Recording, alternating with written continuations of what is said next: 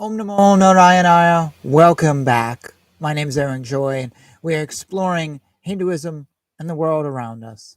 Before we go any further, the Gayatri Mantra. Om Biva Savaha Tat Savita Varenyambago Jimahi Yo Yonaf Prachodayat.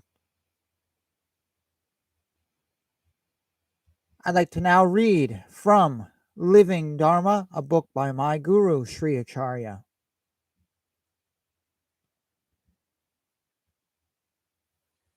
Spirituality cannot be merely thought about, but is only truly understood when fully experienced. We experience spiritual reality most directly only when we deeply practice spirituality. It is for this reason that performing our daily spiritual discipline is of such importance. When we find, however, that it is sometimes a difficult struggle to keep up with our daily practice, we must never use such challenges as a cause for guilt or feelings of failure. Instead, just begin again the next day. Allow the sweetness of meditation upon the holy names of God to positively attract us performing our daily sadhana, and never the bitterness of guilt. May our meditation be always sweet. So, whoever we are, whether we hold a religious title, we're just a person like myself, or whatever our religion, it is an unfolding path that we have before us that is always growing and always changing and always developing. Religion, they talk about when it comes to Buddha, he achieved enlightenment. That was when his journey started, actually. That's not when it ended. He didn't just suddenly get this moment and goes, oh, that's it, I can retire now. Oh, no. He continued to teach and expand, and his teachings changed with based on who he was talking to. Religion is an ongoing thing, and we may have ups and downs and whatever. And I hope on some level to contribute to that conversation with this channel. This channel was me taking my spirituality and my spiritual growth to a new level that I hadn't had before. I don't consider myself a guru or a teacher. I'm not enlightened or anything like that. I am just a person responding to the world on my journey, and hope some of you enjoy that journey with me. So if you notice, today is slightly different because this is the third live stream that I have done here on January 28th. And since I started this show a month ago, well, normally I do really long episodes, like 45 minutes or over an hour. I'm trying something new here. I'm trying to explore a few different avenues to see which of them work. So I would love your feedback. One thing I'm doing is making things a little bit shorter, a little bit bite size. So trying to keep episodes on topic versus a bunch of topics. This is good for a couple reasons. One, I think a lot of people see an hour and a half show, and even though I go through and list all the chapters, you may just be like, yeah, I don't have time for this. Also, it's long on me, and sometimes I feel like where I'm starting and where I'm ending is like two separate places. So I thought I would try to do some shorter things. Just one little topic, we hit it, and that's good to go. Let me know if you like this better. Also, I think it helps in Google searches. Let's be honest about that. The other reason is in the next episode, which will be my last episode for this day, I am going to be trying a new broadcasting program. Currently, I just stream straight through YouTube, but I wanted to explore an encoder. So I'm going to be trying that in the next one. And don't know if it's going to work. I don't know how flawlessly it'll work. I've tested it a little bit, but I've had mixed results. And I have a backup encoder for the future if this one doesn't work. But I didn't want to do a full 45-minute episode and then have something drastically go wrong and I lose it all. So I thought, well, if I do these little piecemeal things, then it's safe. And if I lose that future episode, that's okay. I could just redo that little bit. So that's what I'm doing here for those who have seen all these little bite-sized things and wondering what's going on. Just trying something different. I'm going to be trying this into the future for a little while and then see what kind of works. So today I wanted to step back into my own life and talk a little bit more about some of my experiences, because I think religion is a very personal thing. We can come at it looking at it from theological rambles and talking about different writers or teachers, but when it comes down to it, everything we're doing here is about us. It's about ourselves. It's about our growth. I don't study Adi Shankara to see what his growth is. I study him to do something to me. I'm not a scholar and I'm not an atheist. I'm here to grow and to learn, and that's what it is. So I like getting personal. The other thing is, it's often a situation in current debating circles where you say something and somebody will go, "Oh, well, that's not factually correct," blah blah blah, and you cite an author and they'll go, "Oh, well, that's a biased source. Can you give me a non-biased source?" Or that's this source or a conservative source or a liberal source. You're not very well read. But when I'm talking about my personal experiences, none of that is valid. I did what I did for whatever reason, and it is what it is at the end of the day. You can't say that this, yes, you can say actually that was maybe this type of experience where I should have done this, where I should have done that, but it's my lived experience that I did that put me into the position where I am now, which means on some level it's valuable. And in hindsight, I have discovered where things maybe weren't as full or whatever as they were. So I like coming at things from a very personal experience. I get tired of talking to people and they're like, "Oh, well, I don't like your source." I'm like, "Well, what source do you approve of?" That doesn't go anywhere.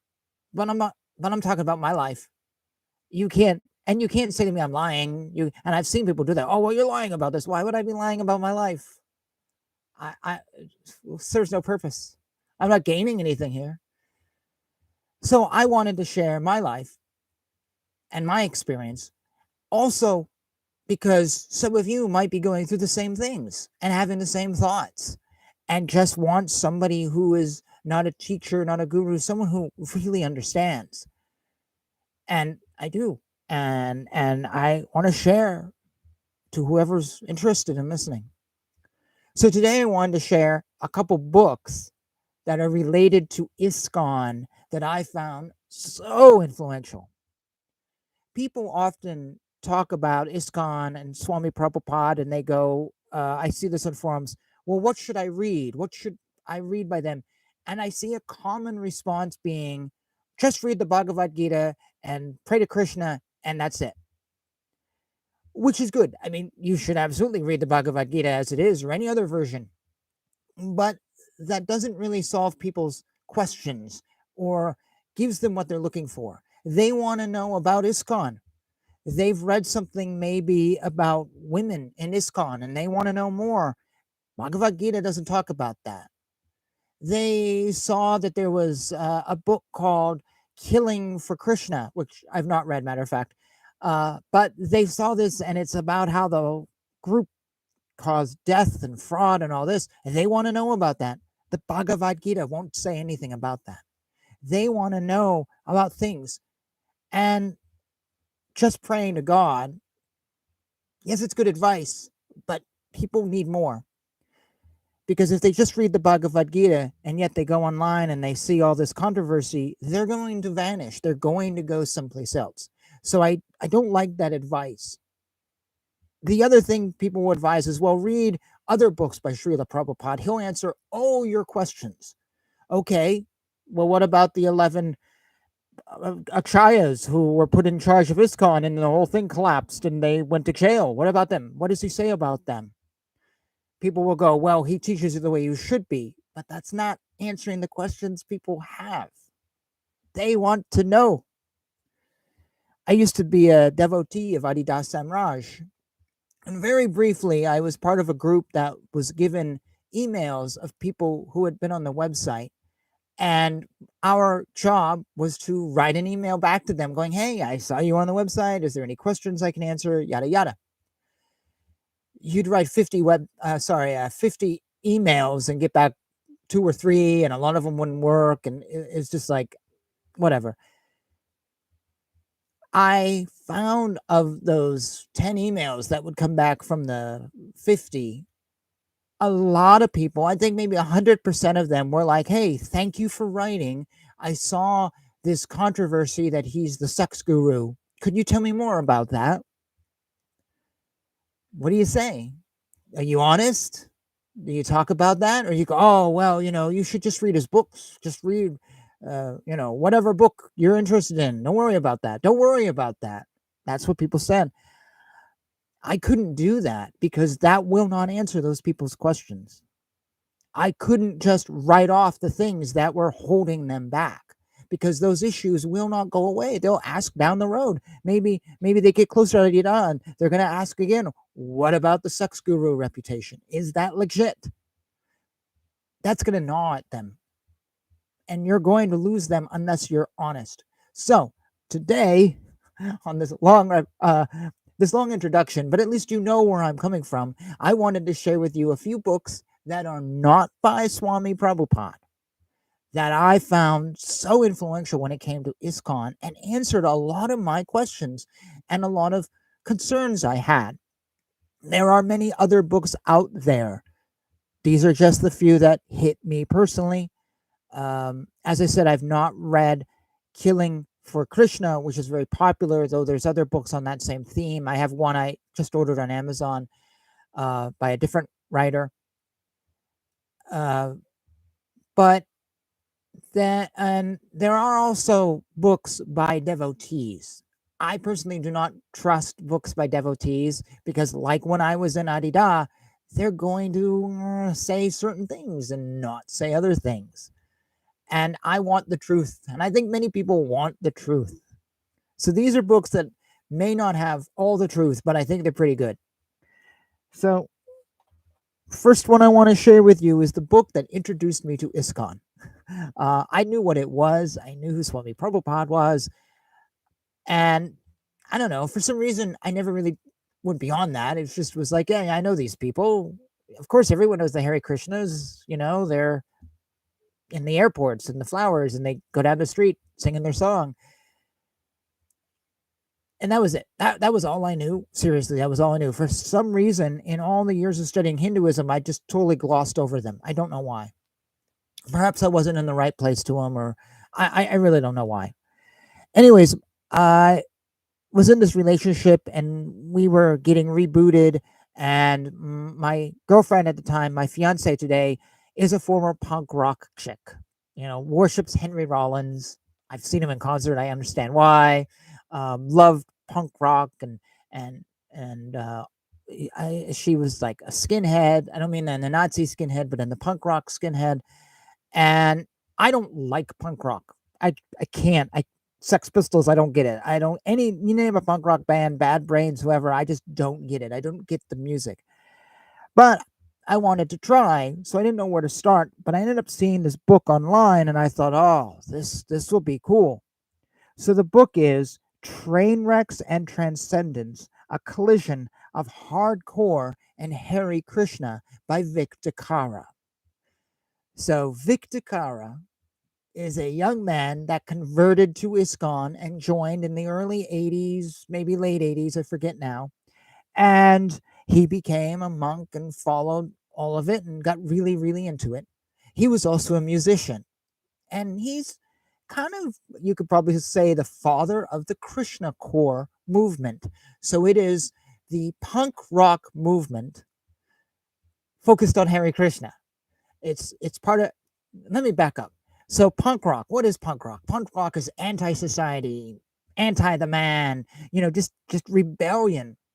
Well, there is a branch of punk rock called straight edge. So where we tend to think of punk rock as very violent and whatever, straight edge is the lesser violent end. It's where you're not doing drugs, because everyone is rebelling against society by doing drugs, so you're going to rebel against the rebels by not doing that. And where these people are rebelling by committing crimes, you're not going to commit crimes or whatever. That's straight edge. Well, Krishnacore was the rebellion against straight edge. How can you rebel against something that's clean and neat? By worshiping God and singing about God and wearing gowns and shaving your heads. That's like the rebel of the rebel of the rebel. And that was a musical movement that Vic DiCara really was a part of and spearheaded. He was part of a group called 108 and also would be in a band of which one of the members founded Rage Against the Machine. Rage Against the Machine was a song they sang. I forget the name of the band now. Before Vic DiCara, there were some bands singing about Krishna. The Cro-Mags are the big example. So they're the pre-Krishnacore band. But with Vic and a few other players, the movement really congealed.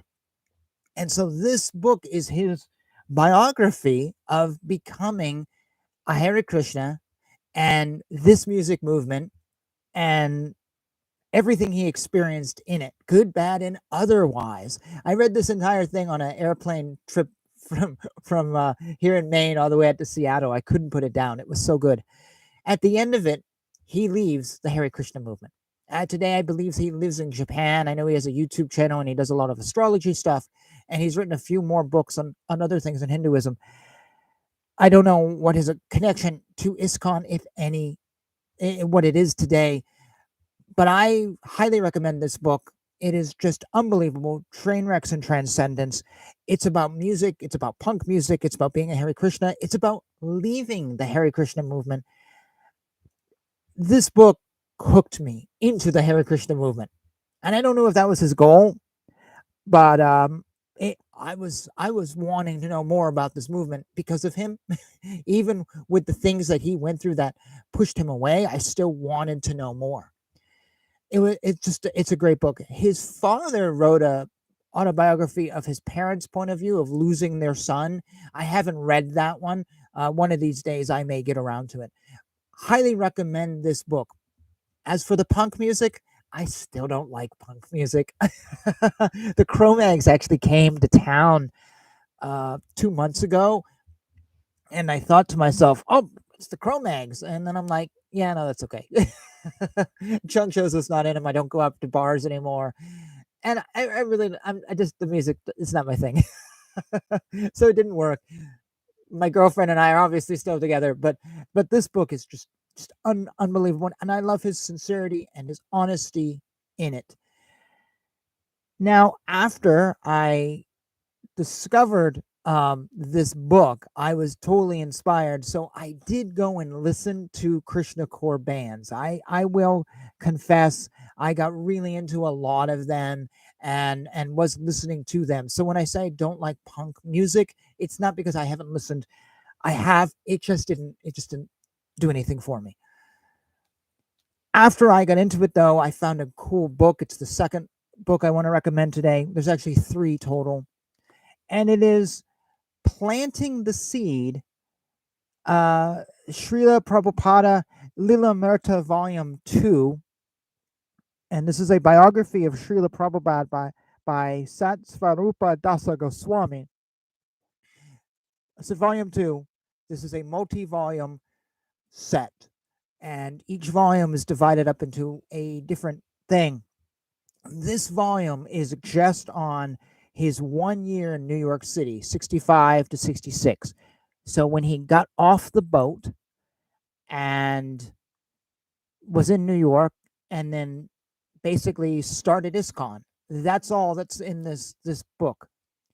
Volume 1 talks about his life until that point. And then I think there's maybe 2 or 3 more volumes that keep the story going. This one I highly recommend.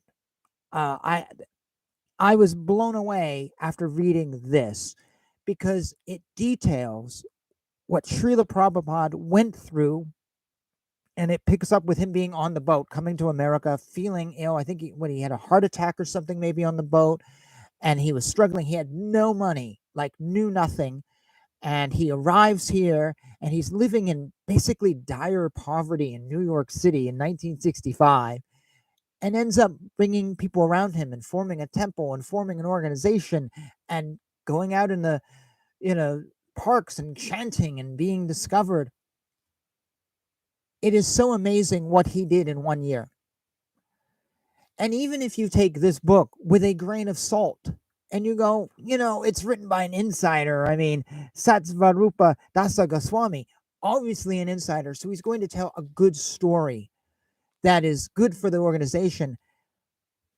I still feel what's left over will put you in awe of Swami Prabhupada. Whenever I read anything by Swami Prabhupada that I have a problem with, like some theological thing, and I'm having issues with it, I always think of this and what he went through and how it was almost miraculous that he did what he did, just survived. I can't recommend this book enough. It's 1 year in the life, but it is a year like you can't believe that it actually happened. Now, after this, he would fly off to San Francisco and do stuff, and the organization would grow, and then he would go back to India. And that, to me, I haven't read those volumes. They're just not as interesting to me. These primal days where he had literally nothing other than the graces of people he was meeting, and he had no support back home. Wow, you need to read this book. You need to read this book. Now, do not confuse this book with another one that is called simply Prabhupada, subtitled He Built a House in Which the Whole World Can Live. This is by the same author, and essentially this one book is an quasi-abridgment of this multi-volume set that he did. So this is promoted as on the back, the definitive biography. So it covers everything, but you're not getting the details. I personally would recommend the details. If you want the complete story of Prabhupada, yes, this is probably a good book. There are many of them out there, but the details of what he went through on almost a daily basis that is found in this first book will blow your mind. And when you take out those details of how he was living in a cold room with no food and had nothing, if you take those out, the story it's just not there. So I don't recommend going the short route. Go the route of the 1 year in the life of Swami Prabhupada. It'll blow your mind. So I want to pause now and do a self-promotion. And I don't do this that much on this channel, but if you want to support me, there are links in the description on this channel. I'm an author, and you can buy some of my books. One of those books is the Hare Krishna and ISKCON Legacy crossword puzzle book. So I make crossword puzzle books. I've done like 54 of them. Most of them are music related. They're a little bit unorthodox, but it's something I've been doing for years, and people enjoy them. And I like to say they're stocking stuffers around Christmas time, though it's past us, but they're good gifts. And this one I wrote wanting to contribute something a few years ago. It's major players in ISKCON, starting from Sri Chaitanya and the six Goswamis, and going up to the current day with current teachers and folks like John Joseph and Vic DiCara are in here, and then Boy George and Kula Shakur and George Harrison and Ray Capo and Allen Ginsberg and others like Bhakti Marga Swami, the walking monk. It's just puzzles on all these people. I was so inspired by reading these two books that I did my own in honor of them. You can buy that on Amazon. You can also look on my website, link down below. The final book I want to share today, I just finished reading last week. This is a book for folks who, God, I don't know how to describe this. If you have concerns about ISKCON, if you like the movement, maybe you like Swami Prabhupada, but you've had some interactions with the organization today and you've got some issues with it, this is the book for you. This book has been banned by many ISKCON organizations, just straight out banned. And in my world, when something's banned, that's probably something you want to check out. You will not find it on any Krishna book, whatever site that I know of. You will find it on Amazon, and it is called The Final Order. Proves Srila Prabhupada is ISKCON's initiating guru by Krishnakant. You can actually get this for free. I did. You just write to the author, Krishnakant, and he'll send you a copy. This is also connected to a magazine that comes out 4 times a year called Back to Prabhupada. So, and I have a link down below to this. This is under the organization of the ISKCON Revival Movement. Link down below. You'll see a thing, and you can literally just get this book for free, or you can buy it over Amazon. And the magazine you can get for free too. Krishnakant, I've spoken to him on email, but I don't know anything about him. I don't know how he came to this point in time some 20 years ago. But at one point, he realized something was off with the ISKCON organization as it now stands. And where it was off was that it did not uphold Srila Prabhupada's will, his last will and testament, and that ISKCON does not really recognize the what Srila Prabhupada put into place for succession after his death. They dismiss that, and they've created something that actually goes against what Srila Prabhupada said. That's what this book talks about. It's the final order, is the final order of Srila Prabhupada, which ISKCON does not follow, according to this book. Because it does not follow the final orders of Srila Prabhupada, essentially, if this book was followed tomorrow and ISKCON decided to switch gears, the gurus, the holinesses, whatever, would be out of a job. They would not be considered legitimate acharyas or gurus or whatever. They would be debunked. They would just be devotees. Because the way they became, I don't know the titles in ISKCON, but these lofty places and people and whatever, it's not valid according to this book because it goes against and does not follow what was put down by Srila Prabhupada. Not just that, but the organization has veered away from his teachings into something else. I have talked to the author Krishnakant on email, and I've said to him, I said, it feels like to me they ignore you, they ignore this, and they ignore Srila Prabhupada because it keeps them in power and it keeps them with their positions that they like. And who's going to want to give up on power and comfy positions and people bowing down? Nobody. Who's going to want to say, I don't need to be a Sadguru anymore, or whatever you're going to be? I don't know. Nobody. Many ISKCON devotees and swamis and whoever have read this, and they've read the magazine, and they've tried to debunk it. That's where the magazine comes into play, because they'll do a YouTube talk or a letter or something, and Krishnakant will respond by putting it in the magazine and then debunking it. So far, and this is a magazine that comes out 4 times a year now in 20 years, I think he's won every argument. And I've looked at his website.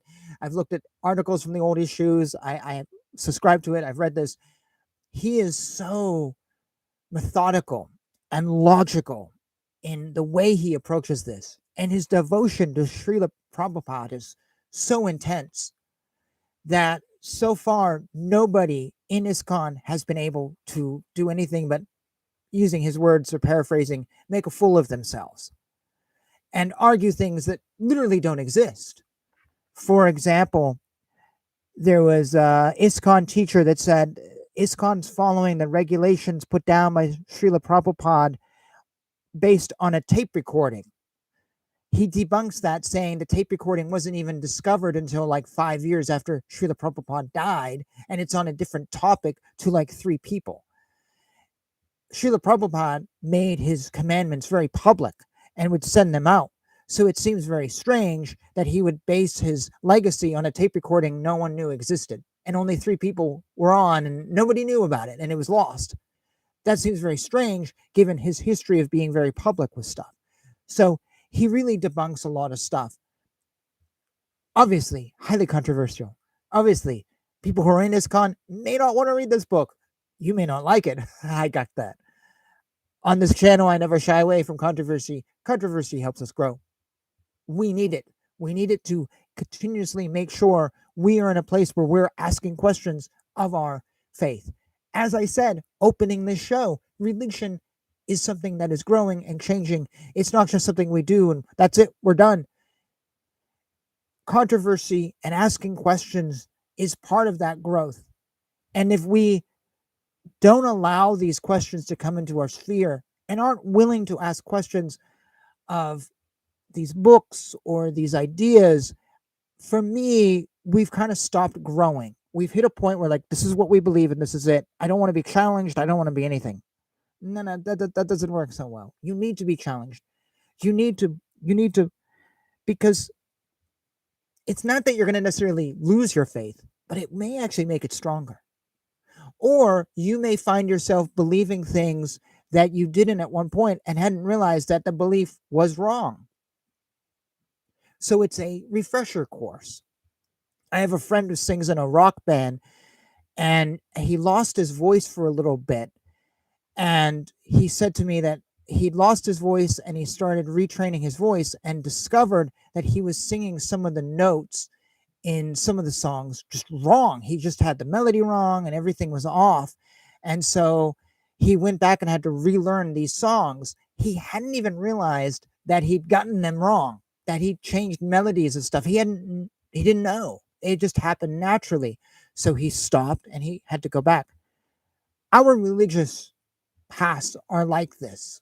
We may find ourselves believing things and we don't realize we had it wrong. Did an earlier episode here, I talked about vegetarianism, and I was very honest in saying I had my ideas on vegetarianism wrong. I may have learned something at one point, but over time, fiddle-dee-da in your head, things change, and I ended up with something that was wrong. So I needed to go back and re-examine. That's what this is. So don't be afraid of reading these things. Now, if you're like me, that you appreciate ISKCON, but at the same time, you're not involved and it's a push and pull, you'll love this book. Check it out. So those are my 3 books that totally influenced me in ISKCON or in my relationship to ISKCON. Excuse me for a second. I just need to take a drink. And basically it's coming in, being there, and leaving. Before, during, and after. Like I said, there may be other books out there, and I would love it if in the comments you put down books that you have found interesting and would recommend. So that's all I'm going to say today. Would love to hear your feedback on that or anything else on ISKCON or whatever. And yeah.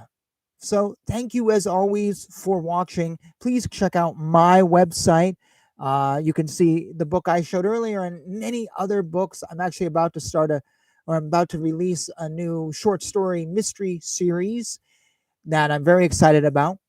And with that, I wish you all the best until next time. And that next time we'll be doing a new streaming thing here. So let me know. Please check out that episode on John DeRuiter and let me know how things are going and what you like or don't like. I do want the feedback. So until then, Hare Krishna, Krishna Krishna, Hare Hare, Hare Rama, Rama Rama, Hare Hare.